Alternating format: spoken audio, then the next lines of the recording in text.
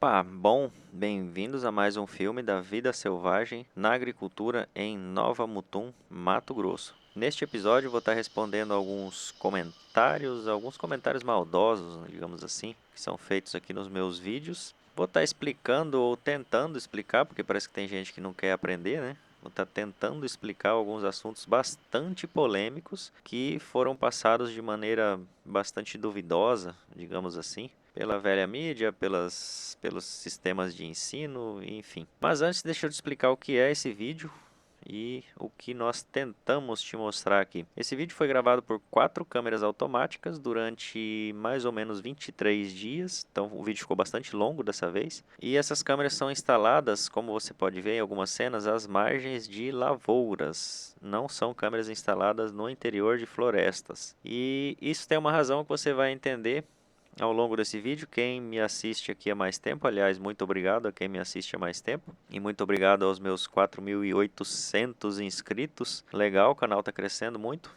estou gostando. Mas para você que está chegando agora, por que essas câmeras estão nas margens das lavouras? É muito simples, porque tem mais animais nas margens das lavouras do que no interior das matas. Então isso eu vou estar passando para você durante esse vídeo. Basicamente nós queremos te mostrar a vida selvagem, como ela está saudável, está muito bem próxima das lavouras. E com isso você vai entender que a destruição que tanto vendem por aí na velha mídia ou alguns outros mal intencionados, na verdade está muito equivocada. Não é isso. E não vou só falar, vou mostrar. Então, conforme você vai vendo no desenrolar do vídeo, acompanhe sempre as datas aqui na parte inferior. Essas datas são colocadas automaticamente pelas câmeras e você pode ver a proximidade dos horários. Nesse vídeo, você vai ver as seguintes espécies: onça pintada, onça parda, jaguatirica, anta, queixada, caititu, graxaim, veado roxo,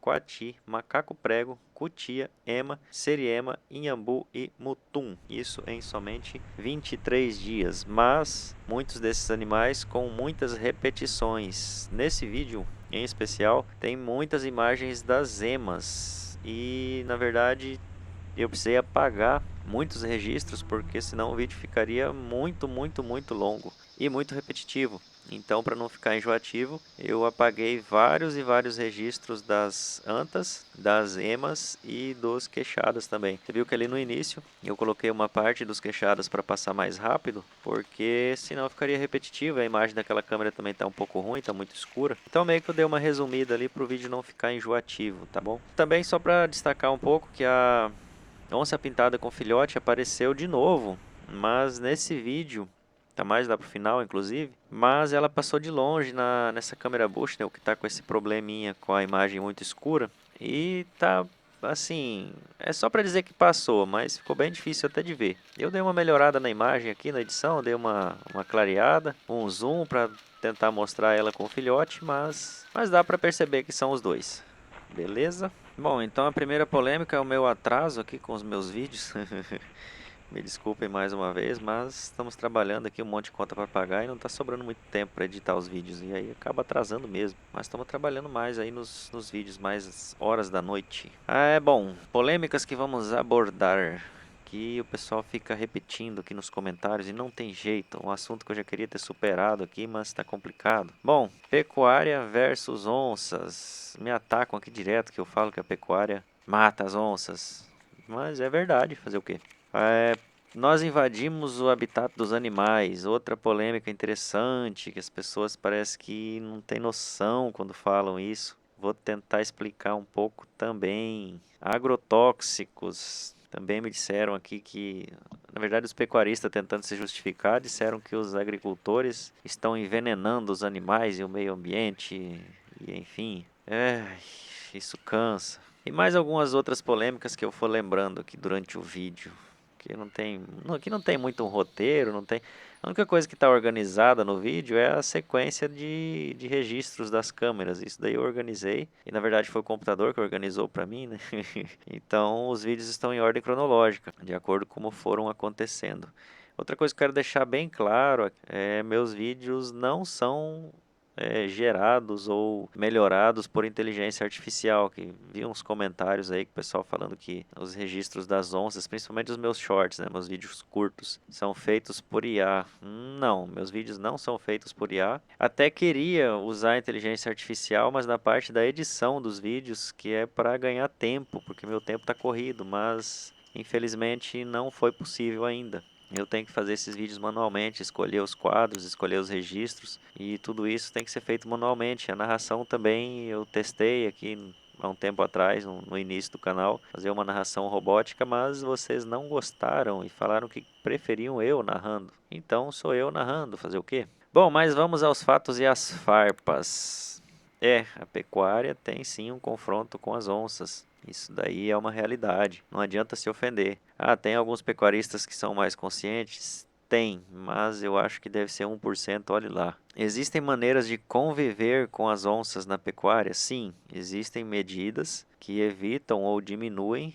Evitar totalmente, eu sou sincero, não é possível. Mas diminuir os acidentes com onças na pecuária é sim possível. Porém, tem custos, já falei disso aqui também. Então, não adianta atacar o pecuarista gratuitamente, porque a atividade do pecuarista no Brasil também não está tão lucrativa assim. Na verdade, está pouco lucrativa, né? Como tudo no Brasil atualmente, que é só imposto e taxa, né? Então, para o pecuarista estar implantando essas medidas de convívio pacífico, ou melhorar um pouco o convívio com as onças, tem um baita de um custo. E, infelizmente, é difícil, né? Então, o pessoal opta por matar as onças. Mas aí eu quitrico também, já que estão me quitricando. Quando você mata uma onça, você não recebe o bezerro que ela matou de volta. Então não adianta, tem que se programar, na verdade, melhorar para a onça não pegar o seu bezerro. Depois que ela pega, não adianta mais. Vai matar a onça, mas o bezerro já foi perdido. E quais são essas maneiras? Pasto limpo, bezerro pequeno perto de casa, em piquetes menores e longe de beiras de mato.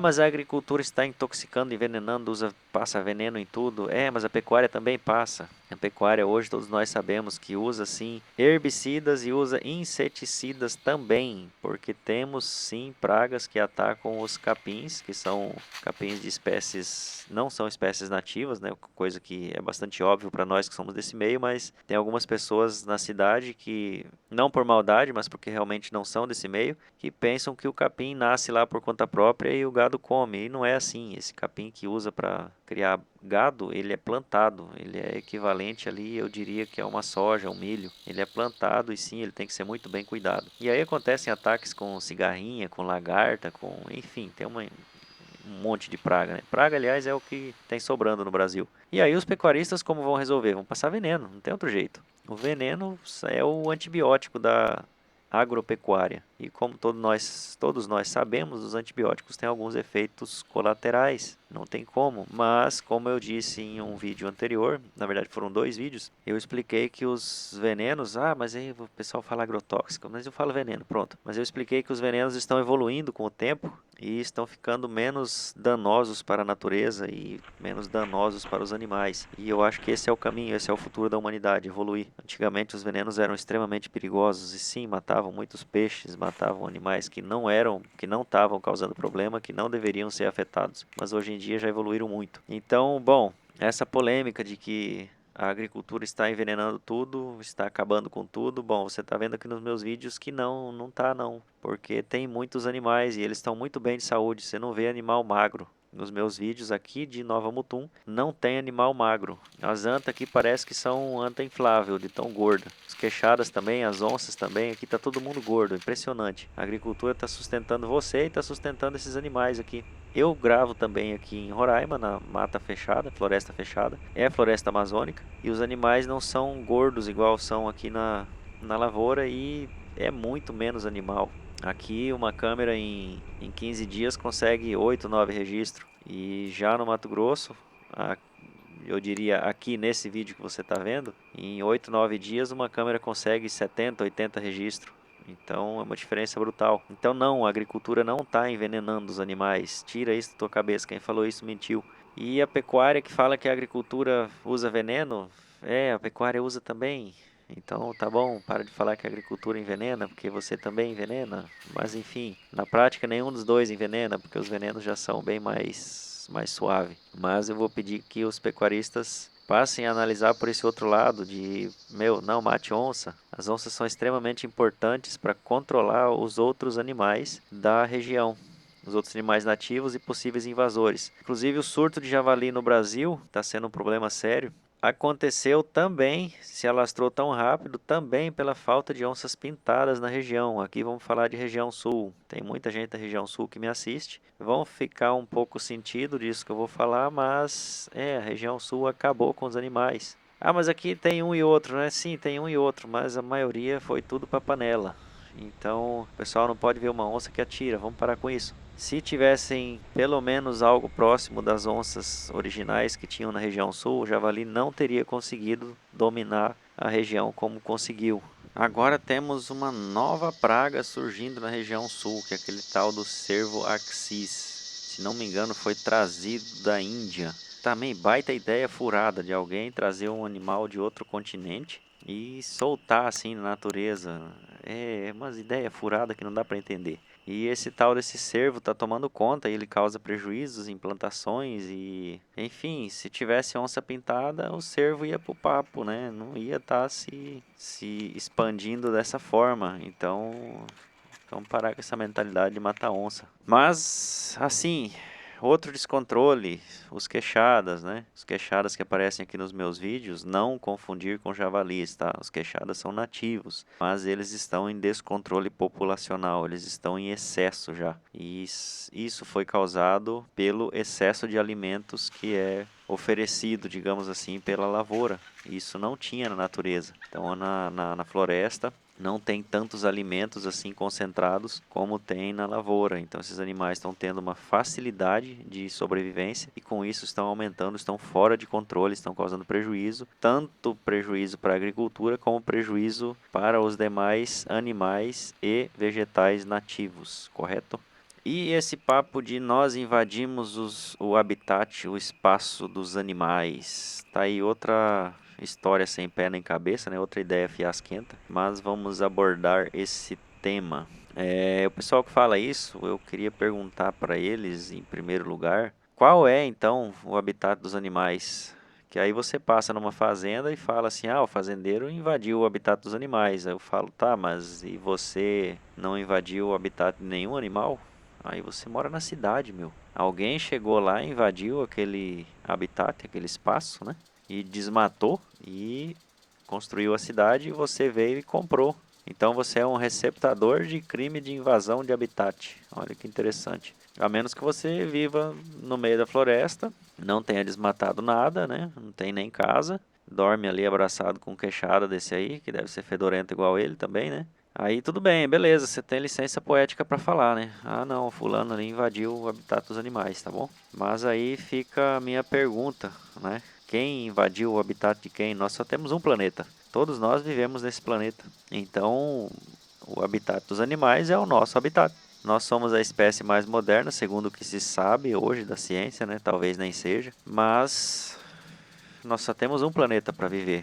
E então você que fala que nós estamos invadindo o habitat dos animais, faça a sua parte, se enterre, né? E aí você não vai estar tomando o espaço de nenhum animal, certo? Porque se você vender aí onde você mora ou simplesmente replantar e morar no outro canto, não adiantou nada, você só mudou o problema de lugar. Vou mencionar aqui um ator que eu esqueci o nome dele, também não faço questão de lembrar, que comprou uma área em algum país de primeiro mundo aí, não me lembro se foi Inglaterra, qual foi o outro. E o cara vive, ele comprou uma área que era uma fazenda, era pastagem, e o cara replantou tudo, fez virar floresta de novo. E todo mundo aplaude esse cara, fala: "Nossa, esse é o exemplo para a humanidade". É bom, em primeiro lugar, se você precisar comer algum alimento que esse cara produz, você vai morrer de fome, né? Porque o cara replantou floresta nativa. E em segundo lugar, que o dinheiro desse cara não vem dessa área. Então ele tem muito dinheiro, ele ganha dinheiro de outra forma e ele comprou aquela área e reflorestou. Bom, se eu tivesse dinheiro também teria alguma área.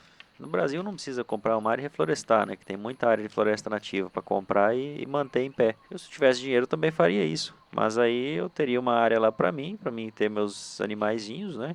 E caçar de vez em quando. Agora vamos me tricar mais ainda. Pô, você tá falando de preservar a floresta para caçar. Tô falando sim. E aí eu teria minha área de mato também para falar que é minha, o meu mato para mim andar lá pelo meio, que eu gosto muito de andar no mato, né? Tem muita gente que me assiste que também gosta. Mas aí eu não ia estar produzindo nada de alimento. E se todo mundo tivesse essa ideia, aí você que está falando aí de preservar, que bonito, né? Aí você ia passar fome. Talvez ia chegar no seu objetivo, né? Que é parar de incomodar em cima da terra. Mas tá bom. Então, bom, isso aí é assim, vamos parar com esse equívoco e vamos colocar na balança. Vamos olhar para nós mesmos. Então, quando falamos que invadimos o habitat dos animais, olhe para você mesmo. Você existe. Então, você está num espaço que poderia estar um animal. Meu, não adianta, só tem um planeta. Não tem o que fazer, certo? Bom, superados esses espinhos, essas pedras no caminho, na verdade eu preciso de pedras no caminho porque eu trabalho com energia hidrelétrica e as pedras são úteis no caminho, certo? Bom, pequeno trocadilho aí. Mas o negócio é o seguinte, vamos abordar outro tema bastante polêmico, que é sobre as licenças ambientais. É outra coisa que eu acho que está totalmente equivocado, totalmente errado. Bom, eu tenho visto algumas licenças ambientais e são extremamente caras, mas extremamente caras, você não tem ideia do quanto. Eu vi uma licença de uma área pequena para desmatar aproximadamente 250 hectares e foi pago em uma parte dessa licença foi pago R$ 200.000. Aí eu te falo, que diferença que fez esses R$ 200.000 para aquela floresta que foi derrubada? Meu, não fez diferença nenhuma, nenhuma, nenhuma. Se pagasse ou não pagasse, a floresta caiu do mesmo jeito. O que mudou? Mudou que os burocratas encheram o bolso, extorquiram o dinheiro do produtor. Foi isso que mudou. E por que que isso não deveria acontecer? Esses 200.000, você que fala tanto condena tanto o desmatamento e fala que o desmatamento deveria ser reduzido, vamos ser realistas então, vamos considerar um pequeno detalhe aqui que eu quero trazer. Bom, essa taxa de 200.000 do desmatamento, essa licença ambiental, poderia ser um trator, o produtor poderia ter comprado um trator com esse dinheiro. Se ele comprasse um trator, ele produziria mais na mesma área, porque o trator ajuda a produzir, ajuda a melhorar o rendimento da área, certo? Então, com isso, ele produziria mais e não seria necessário desmatar tanto. E outra coisa agora que vamos falar sobre irrigação. Eu, na verdade, trabalho com irrigação, tá? Se você precisar de pivô central, pode falar comigo. Sou representante também. Mas, enfim, por que a irrigação é importante? Porque com a irrigação você consegue produzir mais do que você produziria numa área sem irrigação. E isso quer dizer o quê? Por exemplo, 10 hectares sem irrigação produz X alimentos na época da chuva. E esses mesmos 10 hectares com irrigação vão produzir 2x ou talvez até 3x alimentos durante o ano todo. Fazem-se várias safras. Então, como falamos em diminuir o desmatamento, a irrigação é uma das maneiras de reduzir o desmatamento, que é fazendo a mesma área de terra produzir mais, então não se faz necessário desmatar outras áreas. Mas a irrigação é extremamente cara no Brasil. A irrigação por si já é extremamente cara, não só no Brasil. Mas aí o governo atrapalha muito, são muitas taxas, são muitos impostos e tem gente que defende isso e não olha pelo lado ambiental da coisa. Então, vamos ser realistas, vamos olhar para o lado ambiental, já que você quer que o desmatamento diminua, vamos olhar para o lado ambiental, vamos diminuir imposto e vamos impulsionar a eficiência do agronegócio. Essa eficiência só vai vir com lucro. O produtor que tem prejuízo não consegue investir para ter eficiência. E é o que eu digo, temos impostos e taxas e burocracia demais. E a maioria dessas burocracias são impulsionadas por essa modinha verde, essa modinha ambientalista de empurrar taxas e dificuldades com a desculpa, o argumento de estar preservando o meio ambiente. E na verdade não está preservando, está complicando cada vez mais. Entenda também que essa taxinha de R$ 200.000 vai ser paga por você na prateleira do supermercado. Quando você for lá comprar seu alimento, você está pagando essa taxinha que o produtor pagou para poder produzir. Então, se você gosta disso, você está prejudicando a si mesmo, está complicando a própria vida. Outro detalhe que chama muita atenção, que as pessoas que defendem esse ambientalismo exagerado, equivocado, errado, são pessoas de mau caráter.